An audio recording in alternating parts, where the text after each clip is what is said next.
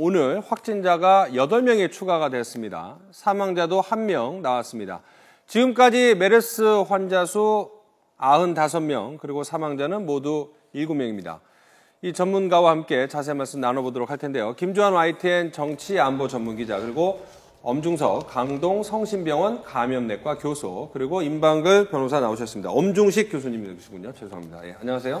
자, 교수님한테 좀 여쭤볼 텐데, 오늘 아침에 나온 것 중에 그 서울 아산병원이 포함되지 않았습니까? 저희가 이제 평택 성모병원에 이어서 서울 삼성병원이 2차 진원지로 지목이 됐었는데, 서울 아산병원이 대형 병원이 나왔는데 걱정을 해야 되는 수준인지 아니면은 아직은 그럴 단계는 아닌지 궁금합니다. 서울 아산병원은 5월 26일 날 예. 메르스 확진 환자가 응급실을 경유한 적이 있습니다. 예. 이때의 그 응급실 보안요원이었던 분이 네. 환자와 밀접 접촉을 하면서 발병을 한 걸로 되어 있습니다. 근데 밀접 접촉 사실을 이미 알고 있었기 때문에 네. 이미 자가격리를 하고 있었고, 그래서 네. 아마 다른 분들한테 네. 바이러스를 전파했을 가능성은 굉장히 낮아 보여서 예. 삼성병원과 같은 상황은 아니라고 생각을 합니다. 서울 아산병원에서도 지금 응급실을 통해서 메르스 환자가 발생을 했거든요. 삼성 서울병원도 응급실이 문제였는데 왜 유독 이 응급실이 취약하고 문제가 되는 건지도 궁금한데요. 이게 이제 우리나라의 그 의료기관에 대한 접근성의 문제와 닿아 있습니다. 그러니까 사실 우리나라는 우리 국민들이 언제 어디서나 의원도 그렇고 병원, 종합병원 이런 데를 사실상 거의 통제를 받지 않은 상태에서 자유롭게 갈 수가 있습니다. 이게 여러 가지 질병을 치료하는 데서는 굉장히 큰 장점이지만 실제로 이런 전염병을 조절하는 데 있어서는 굉장히 큰 구멍이 되고 있습니다. 특히 초기에 이제 저희 대한감염학회, 대한의료관련 감염관리학회에서도 지적을 했지만 환자분들의, 그러니까 밀접 접촉자들의 정보를 공유해야 된다. 라고 수차례 건의를 했는데 이게 이제 빨리 이루어지지 않으면서 환자들이 대형 병원에서 다른 병원으로 옮겨가는 과정에서 이 환자를 받은 병원이 환자의 정보를 확인하지 못하는 과정에서 이제 또 다른 그 밀접 접촉자를 양산하는 과정이 계속 반복이 됐거든요. 예. 그래서 지난주 중순쯤에 저희가 보건 당국에 이 병원 명을 완전히 공개를 해야 된다. 이게 하나씩 할 일도 아니고 완전히 공개를 하는데 이게 물론 국민들의 알 권리 이런 것도 중요하지만 그게 아니라 실제로는 우리가 숨어있을 밀접 접촉자, 그러니까 메르스 확진 또는 확진한 그 환자가 경유하거나 확진을 받은 병원의 장소, 시간을 공개해서 그 장소와 시간에 있었던 접촉한 사람들을 다 자발 신고를 받아서 최대한 정확하게 파악을 해야 된다. 그래서 이제 명단 공개를 강력하게 예. 권고를 했고 보건당국이 받아들여서 이제 예. 명단 공개를 한 상태입니다. 예. 지금 조금 쉽지 않은 상황입니다. 왜냐하면 삼성병원처럼 아주 전국에서 모든 환자들이 모여드는 그런 병원에서 집중적인 노출이 일어났기 때문에 네. 이 환자분들이 전국에 사는 그 거주지에서 확진을 지금 받고 있습니다. 네. 이분들이 이 자가격리나 이런 것들을 충분히 했다면 모르지만 그렇지 않은 경우에 또 다른 밀접 접촉자를 만들고 그게 또 다른 감염을 일으키고 이런 확산의 가능성이 있기 때문에 네. 사실 방역 대책이 잘 이루어졌다면 지난주쯤에 이제 소강 상태를 이뤄서 이번 주면 이제 끝나야 되는 그런 상황인데 지금 그게 제대로 이루어지지 않은 상황입니다. 네.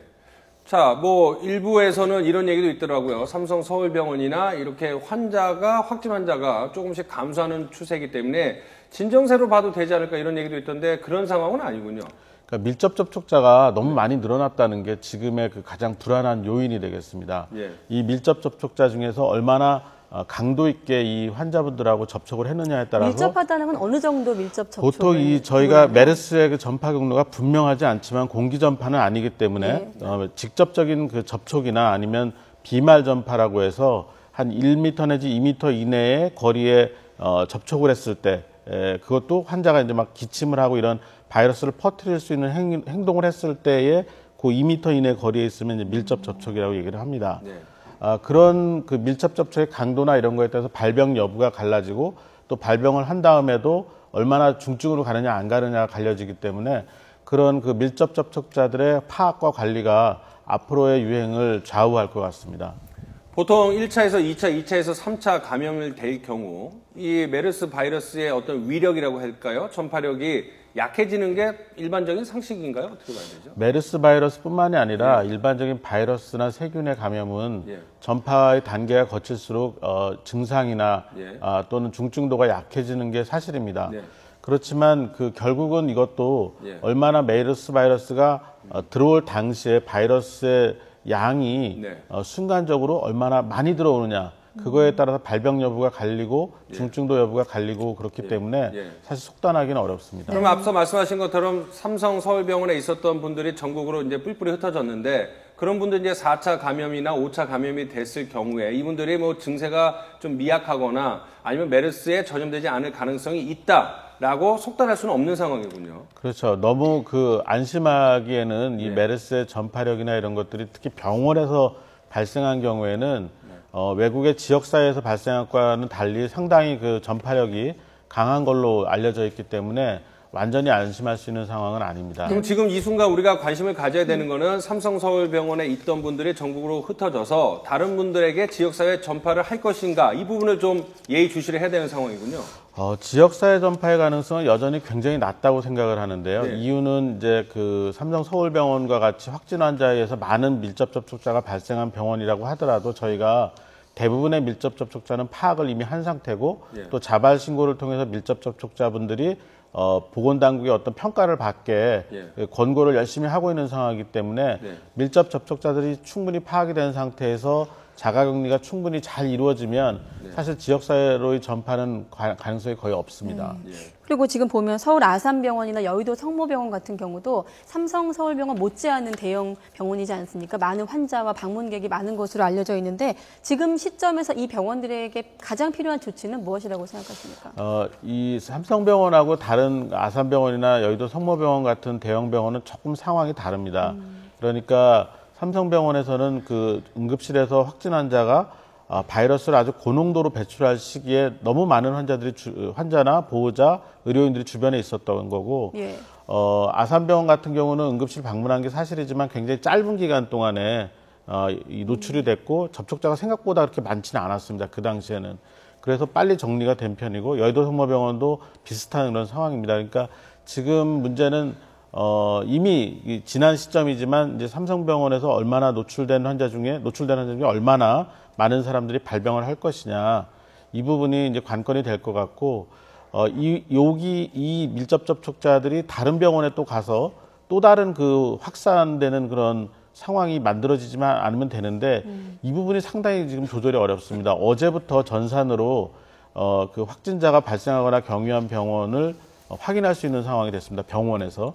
그러니까 병원에서 이제 입원 환자나 내원 환자 중에 의심 환자가 있으면 전산으로 이제 확인할 수 있는 상황이 돼서 조금 이제 수월해지긴 했는데, 이 과정이 정착이 되고 충분히 스크리닝되는 과정이 일주일에서 열흘 정도는 지속이 돼야지 이런 병원 간 전파가 완전히 중단되지 않을까 이렇게 생각을 합니다. 병원에 있는 모든 폐렴 환자를 다 조사하자 이런 얘기도 있던데 실효성이 있을까요? 마찬가지로 이 부분도 대한감염학회하고 대한의료관련 감염관리학회가 강력하게 제기한 것 중에 하나인데, 병원 명단 공개와 함께 왜냐하면 이제 숨어 있는 메르스 환자가 결국 문제가 됩니다. 그러니까 지금도 삼성병원도 그렇고 최근에 문제가 된 여러 병원들에서 메르스인지 모르는 상태에서, 메르스 확진 환자가 있었던 병원에서 온 거를 모르는 상태에서 4, 5일 이상 입원을 시키고, 그 과정에서 환자가 나빠지면 인공호흡기를 달고 이런 과정에서 기도삽관이라는 걸 하게 되는데, 그때 이제 호흡기 비말이 전체 병동을 오염시키고 이런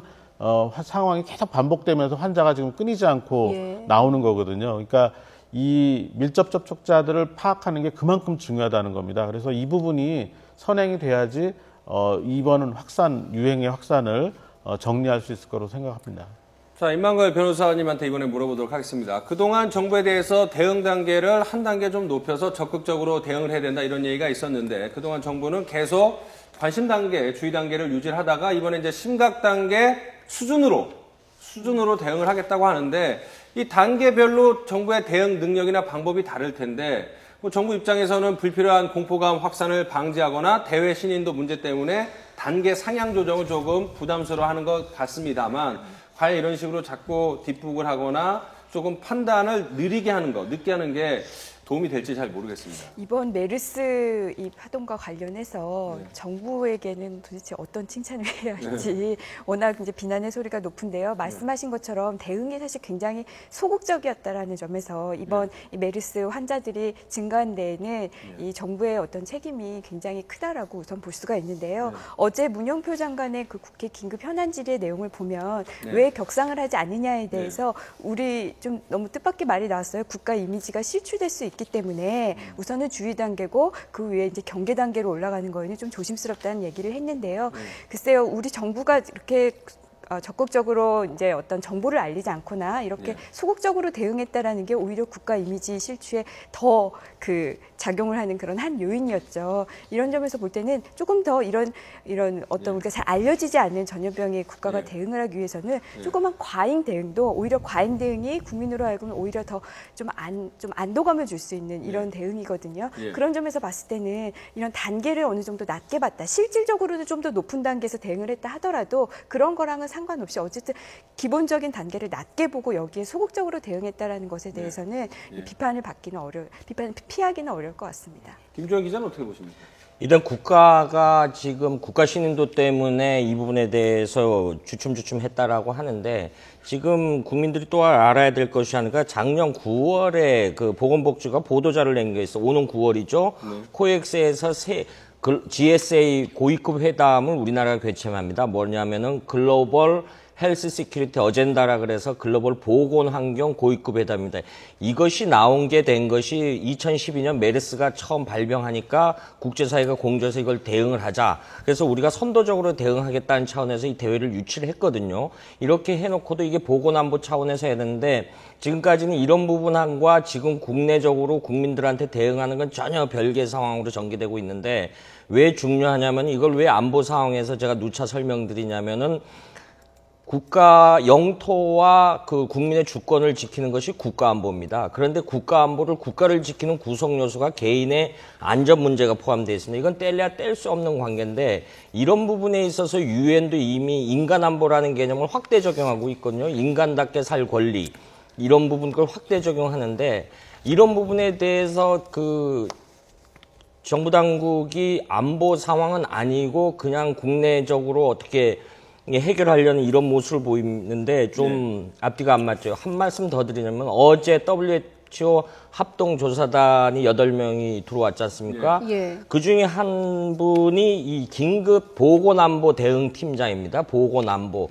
WHO에서도 보건안보 차원에서 접근을 하기 때문에 국내에 들어오는데 이거를 안보 상황으로 접근을 보질 않고 그냥 어떤 질병의 하나의 그 보건 정책이다. 이런 수준에서 접근한다는 것은 굉장히 인식 전환이 필요한 부분이라고 보겠습니다. 지금 계속 위기 경보 단계는 주의 단계지 않습니까, 교수님?